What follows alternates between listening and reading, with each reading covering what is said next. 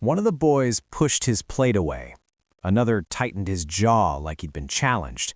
The farmer's wife froze, confused by the sudden shift at her kitchen table. It was August 12, 1944, in a farmhouse outside Greencastle, Indiana, and the meal laid out before them was the finest harvest feast she could offer. Ham glazed in honey, steaming potatoes, green beans, and 24 ears of buttered corn. But the 4 German prisoners staring back at her didn't see generosity. They saw something else entirely. The boys had arrived 3 days earlier. Camp Atterbury, 40 miles south, held thousands of German POWs captured in France and North Africa. The U.S. government had a problem: not enough farmhands. The draft had taken nearly every able-bodied man between 18 and 35. Crops rotted in fields across the Midwest. Someone in Washington had an idea: use the prisoners, pay them 80 cents a day, let them work the land they'd crossed an ocean to fight. It was practical, it was controversial, and in the summer of 1944, it was happening on farms from Indiana to Oregon. The Henderson farm had requested 4 workers for the corn and soybean harvest. What they got were boys 16, maybe 17 years old, captured in the hedgerows of Normandy, wearing uniforms 2 sizes too big. They spoke almost no English. Their hands were soft, uncalloused. City boys, Martha thought, probably from Hamburg or Berlin, drafted in the last desperate months when Germany scraped the bottom of its manpower barrel. The first 2 days passed in awkward silence. The boys worked slowly but steadily. They learned to handle the corn shears. They loaded wagons. They sweated under the Indiana sun, which felt nothing like the cool gray skies of home. At night, they slept in the barn, guarded by a bored army corporal who spent most of his time reading detective novels. Martha fed them breakfast and dinner: oatmeal, bread, stew, simple food. They ate without complaint, but they never smiled, never relaxed. They were still at war in their minds, still enemies, still waiting for something terrible to happen. Then came August 12th. The corn harvest was complete, 20 acres in 4 days. Martha's husband, John, decided they deserved a real meal. Not prison camp rations, not scraps, a proper American farm dinner. The kind that made you loosen your belt and lean back in your chair. The kind that said, "You worked hard, now eat." Martha spent all afternoon cooking. She killed one of the laying hens that had stopped producing. She mashed 24 potatoes with real butter. She picked the best ears from the morning's harvest and boiled them until they were tender. This was generosity. This was hospitality. This was the American way. But the boys didn't see it that way. When they sat down and saw the corn, something visceral flickered across their faces. Not hunger, not gratitude, disgust, maybe even anger. The oldest boy, whose name was Georg, stared at the corn like it was a live grenade. He leaned toward the others and whispered in German. One boy shook his head, another laughed nervously. They loaded their plates with ham and potatoes. They ate quickly, eyes down, but the corn remained untouched, 6 golden ears cooling on their plates. Martha noticed. She pointed at the corn and smiled encouragingly. She mimed eating, bringing an imaginary cob to her mouth. Georg looked at her, then at the corn, then back at her. His expression was polite but firm. He shook his head. No. John Henderson frowned. He'd grown that corn, planted it in May, watered it through June, harvested it by hand in the August heat. And these boys who'd been half-starved in some prison camp in France were refusing it. "Tell him it's good," John said to the corporal. The corporal shrugged. "I don't speak German." "Then show him." John grabbed an ear, slathered it with butter and salt, and bit down. Juice ran down his chin. He chewed dramatically, nodding. "See? Good. Real good." The boys watched, but they didn't move. To understand what happened next, you have to understand corn. Not the plants, not the crop, the idea of corn. In 1944, the United States produced over 3 billion bushels of corn annually. It was the backbone of American agriculture, feed for livestock, raw material for industry and food. Sweet corn on the cob was an American summer tradition. Boiled, grilled, roasted, slathered in butter, sprinkled with salt.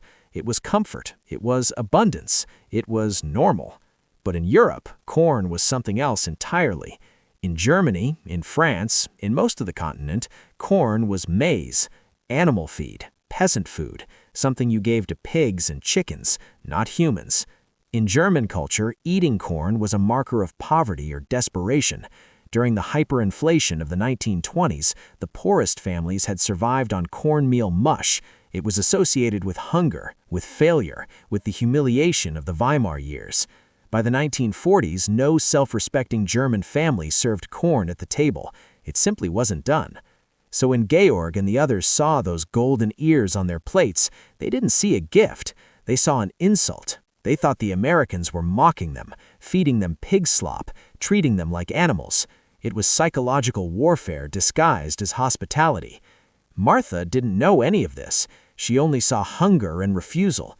She felt hurt. She'd worked hard on this meal. She'd shared her best, and these boys were acting like she'd poisoned them. "Fine, starve them," she muttered. She started clearing plates, but John held up a hand. He was a practical man, a farmer. He'd spent 30 years reading soil and weather and animals, and he could read people too. He saw the way Georg kept glancing at the corn, not with disgust, with curiosity, with fear of breaking some invisible rule. "Wait," John said. He picked up another ear. He buttered it slowly. Then he walked around the table and held it out to Georg, not as a command, as an offering. Georg hesitated. The other boys watched. The corporal looked up from his book. The kitchen was silent, except for the ticking of the wall clock. Finally, Georg took the corn. He held it awkwardly, like a foreign artifact. He looked at John. John nodded. "Go on, ain't gonna kill ya." Georg brought the corn to his mouth.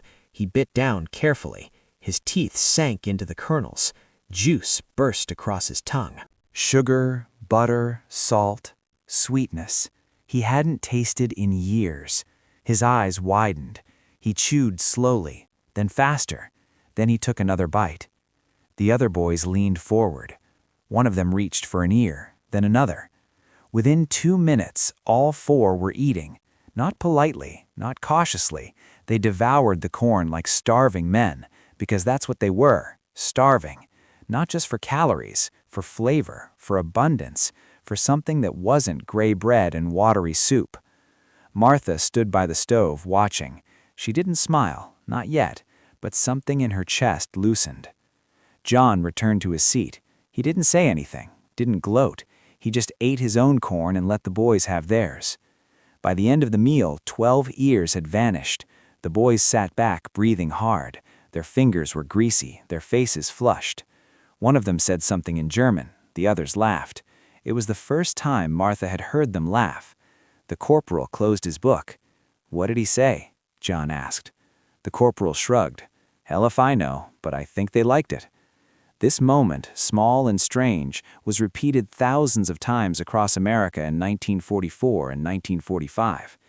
German POWs encountered a nation that baffled them, a nation that fed its prisoners better than its own soldiers overseas, a nation that wasted resources on lawns and pets and ice cream. They saw abundance that seemed obscene, factories that ran 24 hours, highways choked with civilian cars, stores overflowing with goods. They'd been told America was weak, decadent, divided, a nation of mongrels and cowards, but the evidence before their eyes told a different story. The corn was just a symbol, but it was a powerful one. It represented something the German boys couldn't reconcile, a country that could feed its enemies pig food and somehow make it delicious, that could turn animal fodder into a delicacy, that had so much it could afford to waste it on prisoners. It was a kind of wealth they'd never imagined, not gold or steel, but surplus, excess, the luxury of choice. Georg and the others stayed on the Henderson farm for another 3 weeks. Every few days, Martha boiled more corn, and every time the boys ate it, they never refused again. They learned to butter it themselves. They learned the word for it, corn, not mice, corn. One evening, Georg tried to explain to Martha why they'd refused. He used hand gestures and broken English. "In Deutschland," he said slowly, "corn is for Schwein." He made an oinking sound. Martha's eyes widened. "Oh, Then she laughed, not mockingly, but with understanding. "Well, here it's for people, and it's damn good." Georg nodded. He didn't argue. By the end of August, the harvest was complete. The boys were transferred to another farm in Illinois. Martha never saw them again. She didn't know their last names, didn't know if they survived the war, didn't know if they ever made it home. But she remembered them, and for the rest of her life, whenever she served corn on the cob, she thought about those boys, about how strange the world must have seemed to them, how terrifying and generous and incomprehensible. The story of German POWs in America is one of the least known chapters of World War II. Between 1943 and 1946, the United States held over 400,000 German prisoners. They were housed in more than 500 camps scattered across the country, from Texas to Montana, from Florida to Washington. Most Americans never saw them, but in rural areas they were everywhere. They picked cotton in Georgia, cut timber in Oregon, harvested wheat in Kansas, and ate food that often shocked them. The Geneva Convention required that POWs be fed the same rations as the captor nation's soldiers. In practice, American POWs in Germany received starvation rations, but German POWs in America ate better than many German civilians. They had meat, fresh vegetables, white bread, coffee. Some gained 20 or 30 pounds during captivity. It created a strange cognitive dissonance. They were prisoners, but they were also guests, enemies, but also laborers. They were fed, clothed, and paid. Some were even allowed to attend local churches, to play soccer, to form orchestras and theater groups. It was captivity without cruelty, and for many it was the first time they'd experienced America not as propaganda, but as reality. The corn incident wasn't unique. There were countless small cultural collisions. German POWs confused by ice cubes and cold drinks, baffled by peanut butter, disturbed by the casualness between officers and enlisted men. One prisoner in Texas reported that American guards called their lieutenant by his first name. In the Wehrmacht, such informality would have meant court-martial. Another group in Louisiana was taken to a movie theater. They watched a Hollywood musical. Afterward, they sat in stunned silence, not because of the film, but because American civilians had cars, jewelry, full grocery stores. They'd been told America was starving, that the war had crippled it, but the evidence suggested otherwise.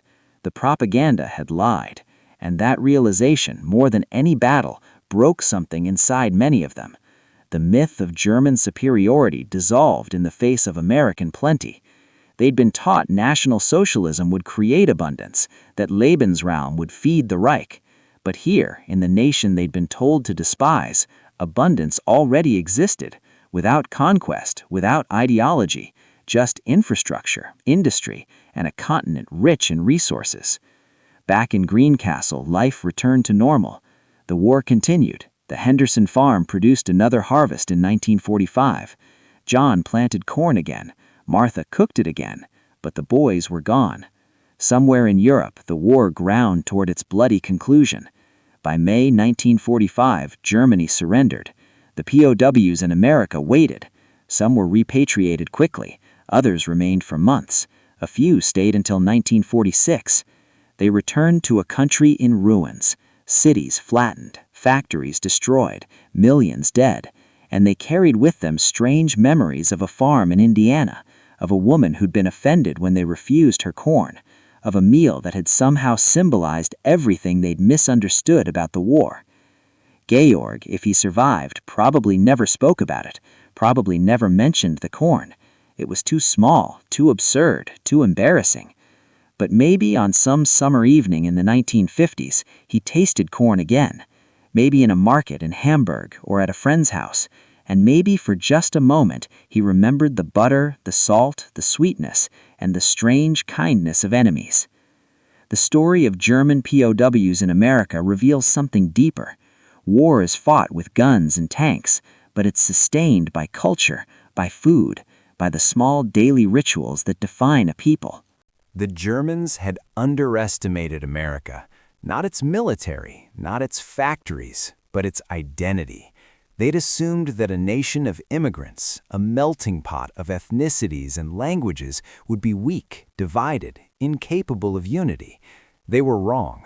America's strength wasn't in its homogeneity, it was in its capacity to absorb and transform, to take something European farmers disdained, corn, and make it central to its cuisine, to take prisoners of war and put them to work without hatred, to win a war not just through violence, but through the grinding, inexorable power of logistics and abundance. The German boys who sat at Martha Henderson's table didn't lose the war that night, but they began to understand that it was already lost, that they were fighting a nation that could afford to feed its enemies, that could turn pig food into a feast, that had so much it could give it away without a second thought. The irony wasn't lost on the prisoners who survived and reflected on their captivity years later. Some wrote memoirs, others gave interviews. A common theme emerged. They'd been more afraid of Americans before they met them. The propaganda had painted a picture of ruthless, mechanized killers, but the reality was farmers like John Henderson, women like Martha, people who argued over dinner, who worked hard, who showed small kindnesses even to enemies.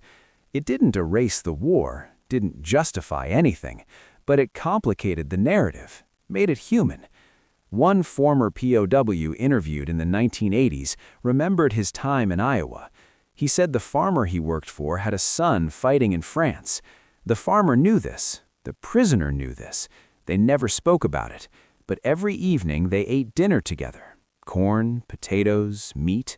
And the prisoner said he felt more shame in that silence than he'd ever felt in combat, because the farmer's kindness made him question everything he'd believed, made him wonder what he'd been fighting for, made him realize that the enemy was more decent than his own leaders. The corn was never just corn. It was a test, a symbol, a moment of truth. And in that small kitchen in Indiana, 4 boys failed the test, then passed it. They learned that survival sometimes means swallowing your pride, that hunger doesn't care about culture, that the world is stranger and more generous than propaganda allows. They learned that in America, even pig food could be a gift. And maybe, in that lesson, they learned something about the country that had defeated them. Not that it was perfect, not that it was righteous, but that it was abundant, relentlessly, overwhelmingly abundant. And that abundance, more than any ideology, had won the war. The boys ate their corn. They returned to the barn. The next morning, they were back in the fields. The war continued, but something had shifted, a small crack in the certainty, a flicker of doubt. And in the vast machinery of war, doubt is the first step toward surrender. August faded into September. The Henderson farm prepared for autumn. The war in Europe ended in May. The POWs were shipped home. The camps were dismantled. The fields returned to normal. But the story remained, passed down in the Henderson family, told at holiday dinners, embellished slightly with each retelling. And in Germany, maybe Georg told it too. Maybe he didn't. Maybe he buried it with all the other memories he couldn't reconcile. But the corn stayed in the ground, season after season, generation after generation, golden and sweet and utterly, defiantly American. A crop that had crossed an ocean, that had fed a continent, that had baffled prisoners and fed armies, that had somehow, in a small and strange way, helped win a war, not with violence, but with butter, salt, and the incomprehensible generosity of a farmer's wife who refused to let anyone leave her table hungry, even enemies, even boys, even in the middle of the worst war the world had ever seen.